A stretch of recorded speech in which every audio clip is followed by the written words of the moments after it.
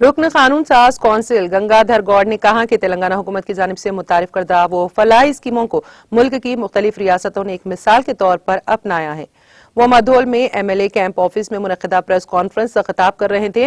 उन्होंने कहा कि रियासत तेलंगाना वजीर आला KCR की दूर अंदेशी के साथ तरक्की की तरफ गामजन है।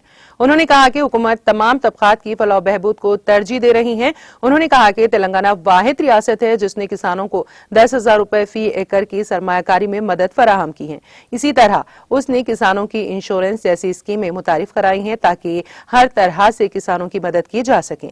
कल्याण लक्ष्मी और शादी मुबारक स्कीमें गरीब अफराद के लिए एक नेमत साबित हो रही हैं और अब तेलंगाना बंधु भी एक मिसाली स्कीम साबित होगी।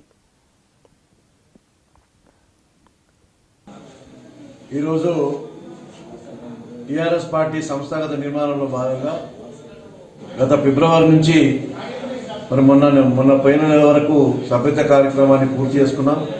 విజయవంతంగా ఇటు నిర్మల్ జిల్లాలో కానీ ఆదిలాబాద్ జిల్లాలో కానీ రాష్ట్రంలో కానీ విజయవంతంగా పూర్తి చేసుకున్న సందర్భంలో 60 లక్షల మంది క్రియాశీల సాధారణ కార్యకర్తలు కూడా ఈరోజు సభ్యత్వం తీసుకున్న సందర్భంలో మళ్ళీ ఈ నెల 2వ తేదీ నుంచి సంస్థాగత నిర్మాణంలో భాగంగా గ్రామ కమిటీలు అనుబంధ సంఘాల కమిటీల ఎన్నికలు అనేది గ్రామాల జరుగుతూ ఉన్నాయి. అదే విధంగా 12వ తేదీ నుంచి 20వ తేదీ వరకు మండల కమిటీలు అనుబంధ కమిటీల ఎన్నికలు కూడా జరుగుతూ ఉన్నాయి.